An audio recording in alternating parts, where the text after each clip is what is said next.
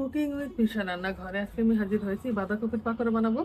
বাঁধাকপির পাকোড়া বানানোর জন্য একটা বাঁধাকপির অর্ধেকটা আমি কুচি করে নিয়েছি, আর নিয়ে নিয়েছি চালের গুঁড়া, কর্নফ্লাওয়ার, হলুদের গুঁড়া, গরম মশলা, জিরা গুঁড়া, মরিচের গুঁড়া, পেঁয়াজ কুচি, আদা রসুন বাটা, মুরগির বুকের মাংস, ধনিয়া পাতা কুচি, কাঁচামরিচ কুচি, ডিম আর হচ্ছে টমেটো সস। আমি ধাপে ধাপে দেখাচ্ছি।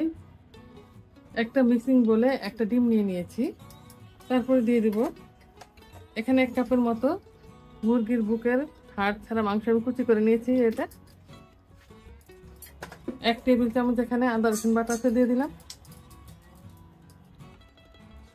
কর্নফ্লাওয়ার আছে 1 কাপের একটু কম, সম পরিমাণ চালের গুঁড়া আছে, দিয়ে দিলাম। এবার দিয়ে দিব ধনিয়া পাতা কুচি, কাঁচামরিচ কুচি, স্বাদ মতো লবণ দিয়ে দিব। এখানে আছে মরিচের গুঁড়া, হলুদের গুঁড়া, জিরা গুঁড়া, গরম মশলা গুঁড়া দিয়ে দিলাম। 1 কাপের মতো আমি পেঁয়াজ কুচি দিয়ে দিব। সব একসাথে মেখে নেব, আর সাথে বাঁধাকপিগুলো দিয়ে দিব। আমি মেখে দেখাচ্ছি। সব উপকরণ একসাথে মাখার পর এরকম হয়ে গিয়েছে, বাঁধাকপি নরম হয়ে গেছে। এবার আমি সামান্য একটু টমেটো সস দিয়ে নেব, 1 টেবিল চামচের মতো, বেশি দেব না। এবার আবার মেখে নেব। মেখে নিয়ে 5 মিনিটের জন্য আমি রেস্টে রেখে দেবো, তারপর ভেজে নেব। পাকোড়া ভাজার জন্য প্যানে আমি পরিমাণ মতো তেল দিয়ে দিব। তেলটা একটু বেশি করে দিতে হবে।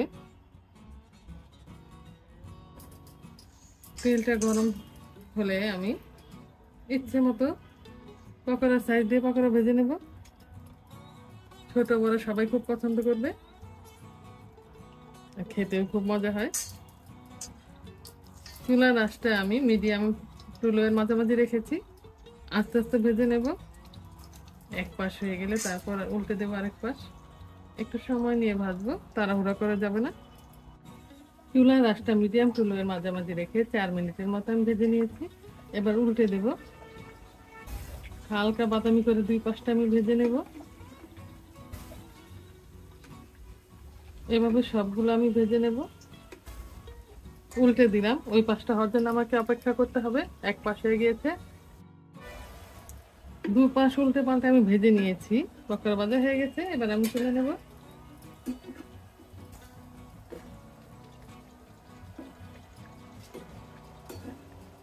দুই দফায় সবগুলো পকোড়া আমি ভেজে নেব।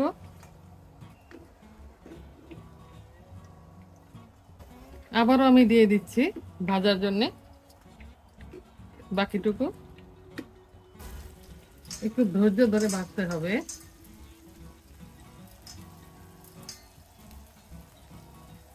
এবার আমার সবগুলো শেষ হয়ে যাবে।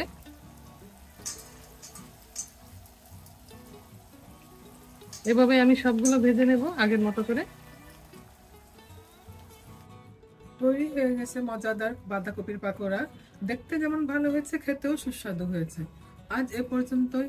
আগামী দিন নতুন কোনো রেসিপি নিয়ে আবার আমরা আপনাদের সামনে আসবো। আল্লাহ হাফেজ।